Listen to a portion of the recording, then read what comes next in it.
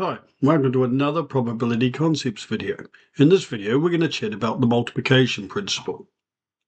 To solve problems that involve arrangement or selecting items, we often use a multiplication principle. Let's get into some examples. Number one, if you throw 3 dice, how many ways can they land? Well, there are 6 outcomes for the first dice, 6 outcomes for the second, and 6 outcomes for the third. So we have a total of 216 possible outcomes. Feel free to pause the video and check out all the different outcomes. Right, let's try a second example.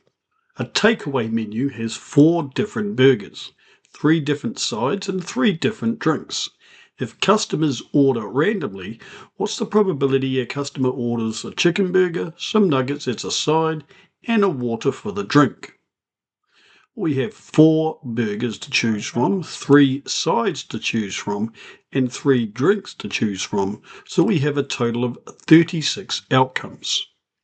Here are the 36 outcomes using the key above. And so if we want to know the probability a customer gets a chicken burger, nuggets, and a water, there is a 1 chance out of 36 that they get that combination.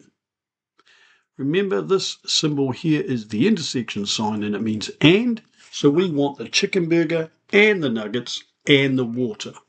And if you can remember in probability, the word and refers to multiplication. All right, example 3. A club requires 3 positions to be filled: the president, the secretary, and the treasurer. There are 5 people on the committee, and if they are randomly selected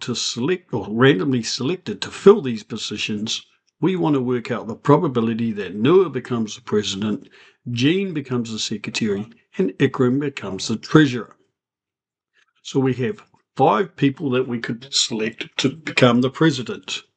That leaves 4 people left over to vote in for the secretary, and it leaves 3 people left over to vote in for the treasurer. So we have a total of 60 different outcomes.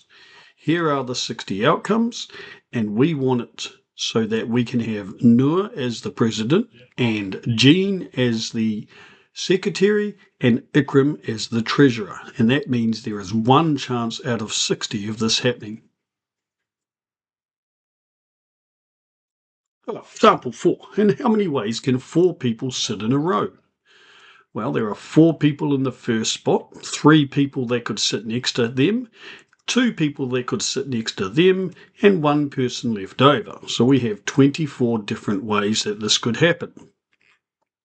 Now, if you have a graphics calculator, let's show you a way on the calculator. This can also be done on a normal scientific one, but on the graphics, go into options and select extra options and find the probability menu, and you will find this button here. It is on the other scientific calculators, but it is called the factorial button.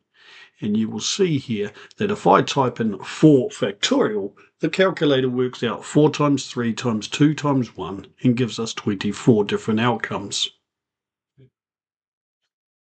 All right, now last example. In New Zealand, the current license plate system uses 3 letters followed by 3 numbers. If all combinations were allowed to be used, calculate the number of possible license plates. All right, so we could have 26 letters in the first spot, 26 in the second, 26 in the third. Now when we get to our digits, we have 0 to 9, so that it makes up 10 digits in that spot, 10 digits in that spot, and 10 digits in that spot.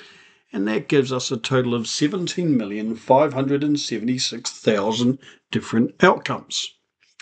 However, in the real world, we don't allow a number plate that's got 000.